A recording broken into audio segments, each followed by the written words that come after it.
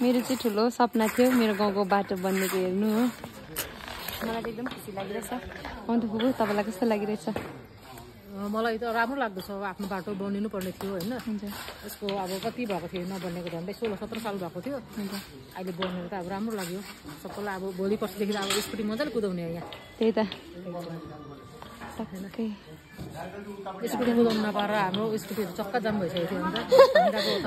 यहाँ बसिरहेको रहेछ भित्र।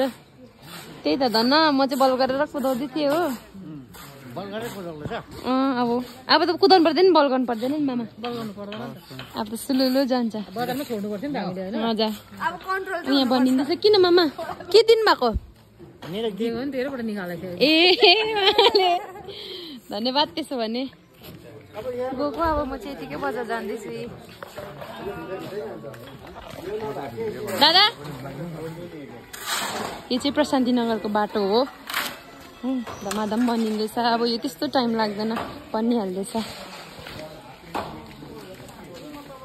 यो चाहिँ मेरो गाउँ हो। म चाहिँ यही हुर्केको सानो दिन बढी के छ गएको नि। हिजो पानीले चुटेर अन्त आज लाउनु पनि नभ्यो है। आज चाहिँ लगाएर गएको।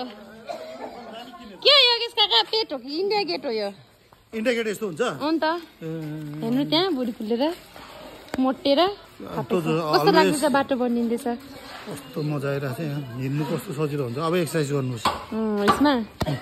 मलाई खुसी लाग्यो। मलाई पो खुसी लाग्यो दादा। अब त आरामले यस्तै छ मेरो गाउँ ठाउँ चाहिँ यतिकै हो। कहिले मुख चाहिँ खाली हुँदैन मेरो यहाँ आयो भने। के छ गएको यति मलाई हेर्दैछ त्यसले त।